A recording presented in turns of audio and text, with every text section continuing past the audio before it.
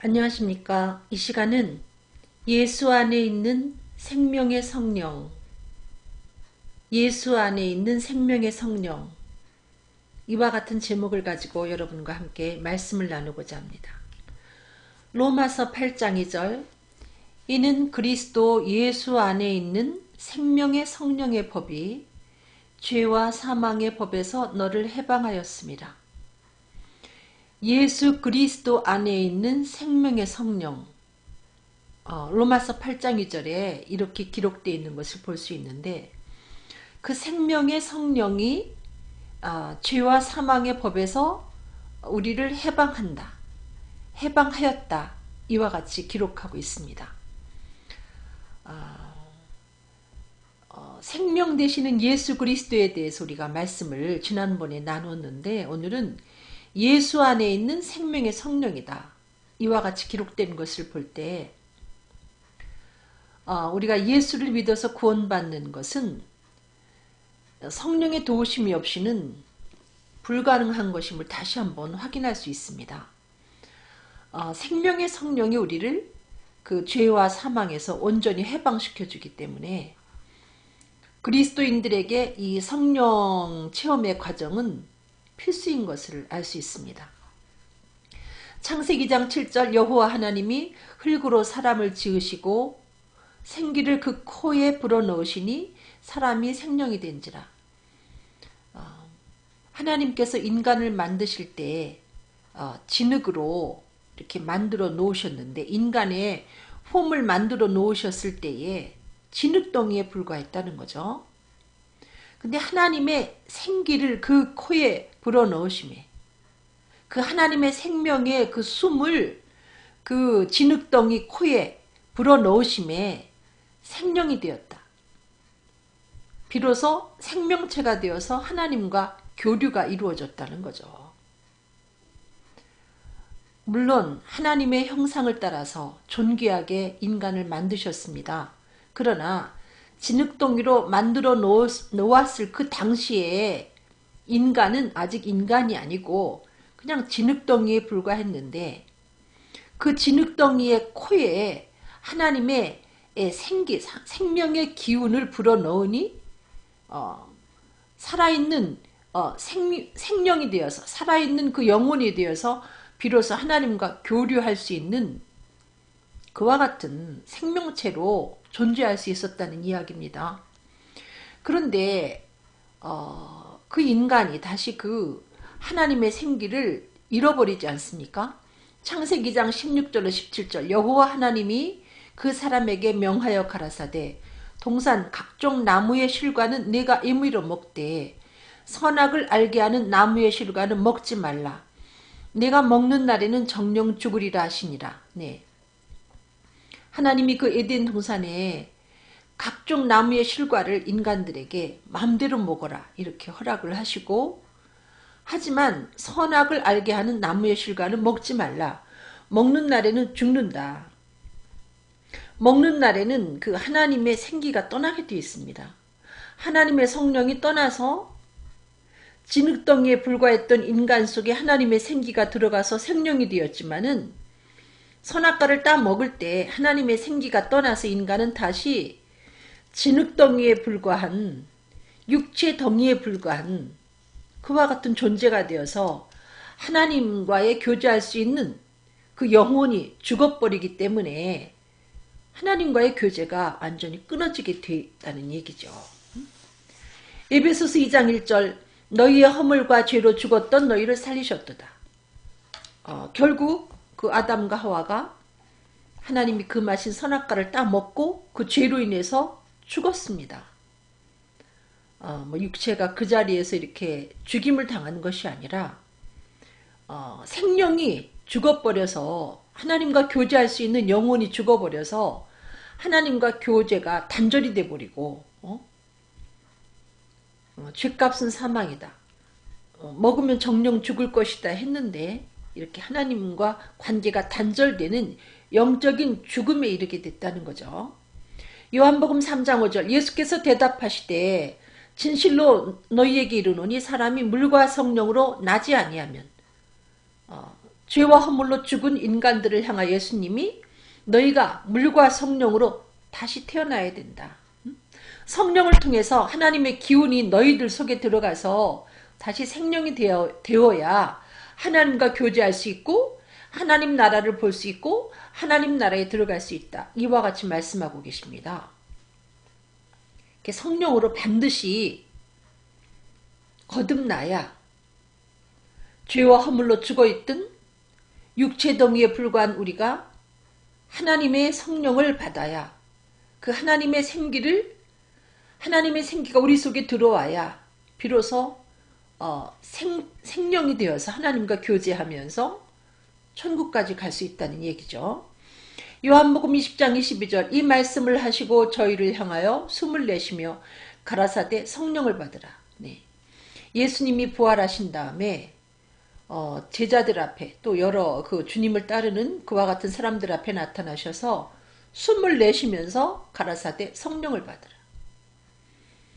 죄와 허물로 죽어있던 모든 인류가 예수를 하나님의 아들 그리스도로 믿고 하나님의 생기인 성령을 받을 때 비로소 온전한 구원을 얻게 된다는 말씀입니다. 사도행전 1장 4절 5절 사도와 같이 모이사 저희에게 분부하여 가라사대 예루살렘을 떠나지 말고 내게 들은 바 아버지 약속하신 것을 기다리라. 요한은 물로 세례를 베풀었으나 너희는 몇 날이 못되어 성령으로 세례를 받으리라 하셨느니라. 예수님이 승천하시기 전에 이 성령 받는 것이 얼마나 중요했으면 이 말씀을 남기시고 가셨습니다. 예루살렘을 떠나지 말고 내게 들은 바 아버지의 약속하신 것을 기다리라. 그 약속하신 것이 무엇인가? 성령 세례입니다. 요한은 물로 세례 베풀었지만 너희는 몇 날이 못되어 성령으로 세례를 받으리라. 네. 요한의 물 세례 받는 것으로 우리의 구원이 완성되지 않습니다. 요한을 통해서 예수가 하나님의 아들 그리스도인 것을 우리가 믿고 우리가 물 세례를 받고 이것은 준비 과정에 불과하고 약속의 성령이 우리에게 임할 때 비로소 우리가 들은 그 말씀을 성령으로 인쳐주실 때 비로소 우리의 구원이 완성이 된다 해도 과언이 아니죠. 에베소서 1장 13절에 그 안에서 너희도 진리의 말씀 곧 너희의 구원의 복음을 듣고 네, 우리가 성경을 통해서 구원의 복음 예수가 하나님의 아들 그리스도라는 그 사실을 듣게 되었고 믿게 되었습니다. 그러나 이 믿음이라는 것은 흔들리는 믿음이라는 거죠. 반석 위에 세운 그야말로 음부의 권세도 흔들 수 없는 확실한 믿음이 아니고 그 안에서 또한 믿어 약속의 성령으로 인치심을 받을 때 비로소 확신에 찬 확실한 반석 위에선 견고한 믿음이 될 수 있다는 겁니다. 요한복음 15장 26절 내가 아버지께로서 너희에게 보낼 보혜사 곧 아버지께로서 나오시는 진리의 성령이 오실 때에 그가 나를 증거하실 것이요. 성령이 오신 목적은 예수께서 하나님의 아들 그리스도이심을 우리 안에 확실하게 믿게 해주시려고 오신 것이죠. 성령은 예수 그리스도를 증거하기 위해서 오신 분이기 때문에 만약에 어떤 사람이 본인이 성령을 받았다 하면서도 여전히 예수가 하나님의 아들 그리스도인 것을 믿지 못한다면 그는 성령을 받은 게 아니라는 겁니다.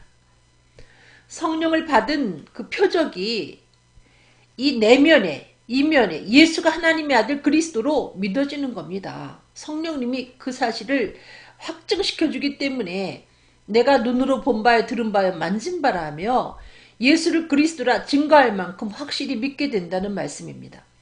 로마서 2장 28절 29절 대저 표면적 유대인이 아니요 표면적 육신의 할례가 할례가 아니라 오직 이면적 유대인이며 할례는 마음에 할지니 신령에 있고 의문에 있지 아니한 것이라. 그 칭찬이 사람에게서가 아니고 다만 하나님에게서니라. 여러분 표면적 기독교인이 아니고 여러분 또 육신의 할례 지금으로 말하면 물세례 받았다고 해서 그 사람이 진정한 구원을 얻었다 할 수 없죠. 여러분 표면적인 기독교인이 아니고 이면적인 기독교인이 참 기독교인이고 할례는 육신에 행할 것이 아니라 뭐 여기 보니까 이면에 마음의 할례를 행할 것이다. 그렇게 말씀하고 있는데 여러분 물세례 받고 끝나는 게 아니고 물세례는 요한을 통해서 예수님 만날 준비를 한 거예요.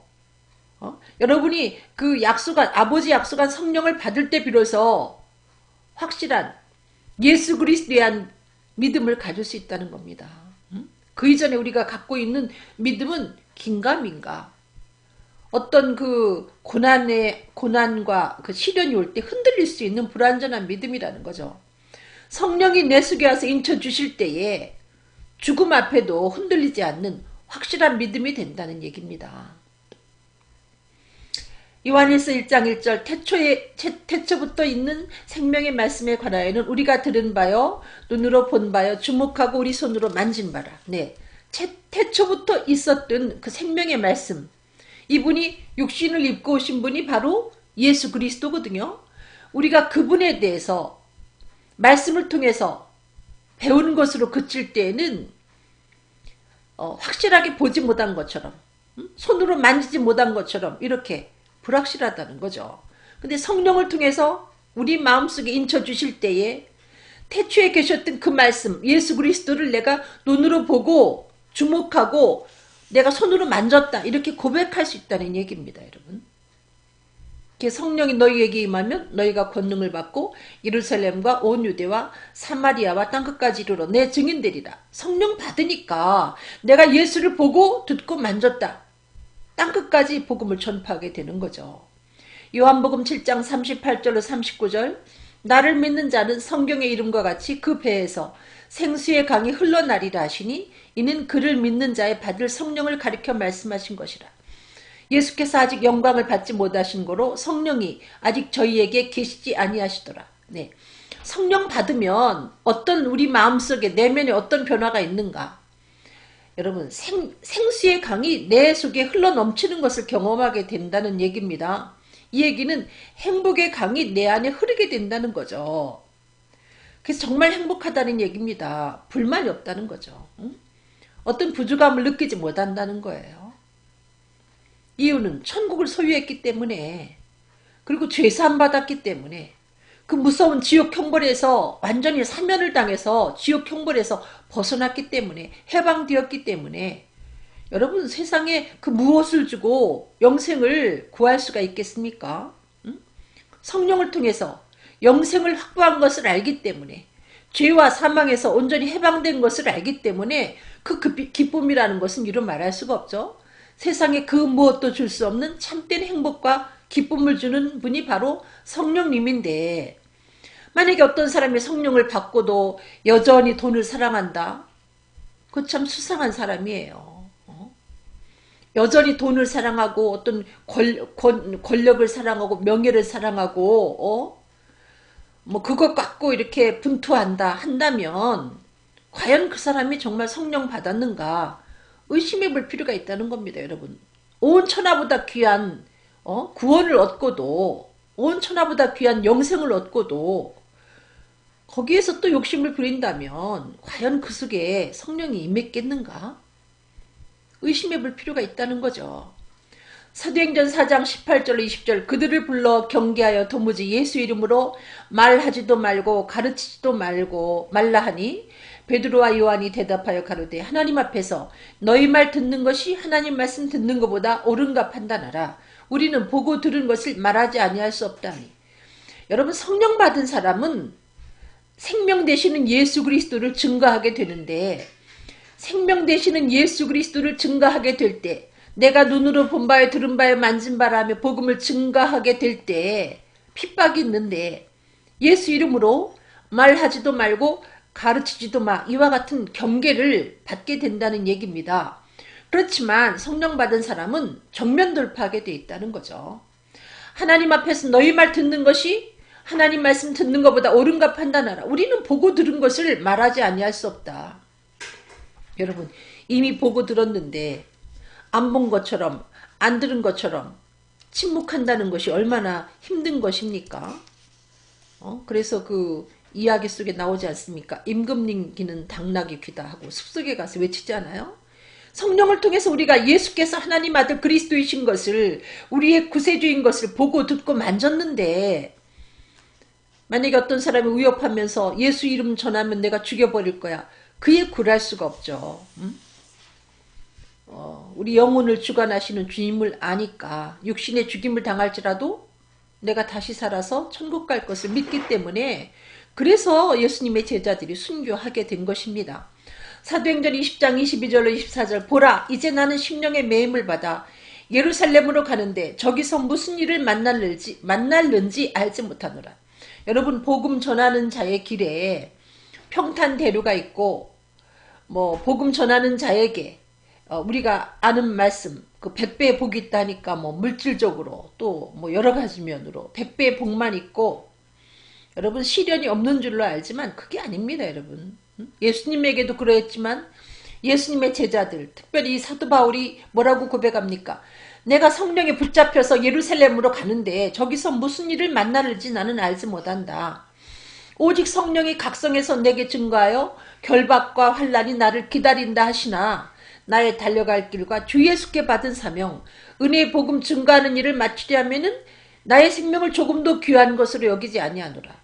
생명을 버릴 가치가 있다는 거죠. 이유는 성령을 통해서 영생을 확보했기 때문에 생명을 버려도 아깝지 않다는 겁니다, 여러분. 목숨을 걸고 복음을 전하지 못한다면 아직까지 생명 되시는 생명의 성령을 받지 못했기 때문에, 생명의 성령을 통해서 생명 되시는 예수님을 완전히 소유하지 못했기 때문에 흔들리는 거죠. 생명의 성령을 받으셨습니까? 여러분, 과연 교회를 오랫동안 출석했지만 예수가 하나님의 아들이라는 그 사실에 대해서 의심이 가고, 다시 오실 예수가 믿어지지 않고, 부활이 믿어지지 않고, 영생이 믿어지지 않는다면 여러분은 요한의 물세례 정도 받고 아직 성령 세례에 입문하지 못했다고 해도 과언이 아닙니다. 여러분이 성령 세례까지 통과해야 내가 태초에 계신 그 말씀 되시는 예수 그리스도를 내가 손으로 만지고 눈으로 보고 들었다 하면서 여러분이 땅끝까지 복음을 전파할 수 있고, 어떠한 고난과 역경 중에도 굴하지 아니하고 주 예수께 받은 사명 은혜의 복음을 계속해서 증거할 수 있다는 얘기입니다. 아직도 성령을 받지 못하셨다면 성령 받을 때까지 생명의 성령에 대한 관심을 끊지 말고 병원에 입원한 심 잡고 받을 때까지 기도하시면, 하나님은 우리들에게 어떻게 말씀하셨는가, 어떻게 약속하셨는가, 몇 날이 못 돼요. 성령 세례 받으리라. 몇 주가 못 되어도 아니고요. 몇 달이 못 되어도 아니고요. 몇 날이 못 돼요. 오순절에 성령 받은 제자들은 열흘 만에 받았고, 저 같은 경우는 월요일 날부터 부흥에 참석했다가 토요일 날 제가 성령을 받지 않았습니까? 제가 성경에 대한 지식이 많이 있었던 것도 아니고, 또 소리내서 기도할 수 있었던 그와 같은 형편도 아니고, 정말로 부족함에도 불구하고 구원의 복음을 듣고 약속의 성령을 기다렸더니, 간절한 마음으로 대기하고 기다렸더니 하나님은 저에게 약속한, 아버지 약속하신 성령을 주셔서 내가 눈으로 본 바요 들은 바요 만진 바라며 이제까지 복음을 전파할 수 있게끔 해주셨습니다. 이 확신이 없이 여러분 신앙생활을 한다는 것이 얼마나 힘듭니까? 여러분이 운전대를 갖고 운전대를 잡고 운전을 하고 있는데 어느 길로 들어섰을 때에 내가 원하는 그 목적지를 향해서 잘 들어선 길이구나 했을 때 운전하는 것이 힘들지 않지만, 잘못 들어선 것 같아, 이 길이 아닐지도 몰라 할 때 여러분 얼마나 힘듭니까? 그와 똑같은 것입니다, 여러분. 성령을 받지 아니하고 신앙생활 한다는 것은 너무나 힘든 것이고, 성령을 받고 나서 신앙생활 하는 것은 절로 되는 거죠. 저는 성령 받고 나서 신기했던 것이, 그렇게 잠 많던 제가 새벽 기도를 지속적으로 나가고 또 철야기도 하고 정말 기적 같은 일들이 발생하는데, 그게 제가 내가 해야지 해서 된 것이 아니고 성령님이 저를 이끌어 주시더란 얘기죠. 그래서 몇 년간 철야를 한 것을 제가 기억하고 있어요. 제가 엄청 잠이 많은 사람입니다. 성령에 사로잡혀서 철야하고 금식하고 새벽기도 하고 이렇게 성령을 받으면 여러분 절로 어떻게 저렇게 하지 하는 일들을 여러분이 절로 해내실 수 있다는 거죠. 여러분도 충분히 순교하실 수 있고요. 현재는 겁쟁이지만 저도 겁이 많은 사람인데 성령을 받으면 순교할 수 있다는 말씀입니다. 여러분. 예수 그리스도 안에 계시는 생명의 성령을 통해서 내가 눈으로 본 바요 들은 바요 만진 바라며 예수 그리스도를 전파하는 여러분과 제가 되길 바라겠습니다. 기도하시겠습니다. 사랑이 많으신 아버지, 아직도 이 방송을 들으면서 요한의 세례, 물 세례까지는 받았지만 성령 세례 받지 못한 이가 있다면 아버지 약속하신 것이다 말씀하신 주님, 진실하신 우리 하나님이 약속하셨기 때문에 반드시 주실 것을 믿고 몇 날이 못 되어 주실 것을 믿고 간절히 기도하고 기다릴 수 있도록 도와주셔서 생명의 성령을 받을 수 있도록 인도하시사 예수 그리스도에 관하여 내가 눈으로 본 바요 들은 바요 만진 바라며 예수를 땅끝까지 증가할 수 있는 증인되게 인도하여 주시옵소서. 감사하며 예수 그리스도 이름으로 간절히 기도드렸습니다. 아멘. 여러분 감사합니다. 사랑합니다.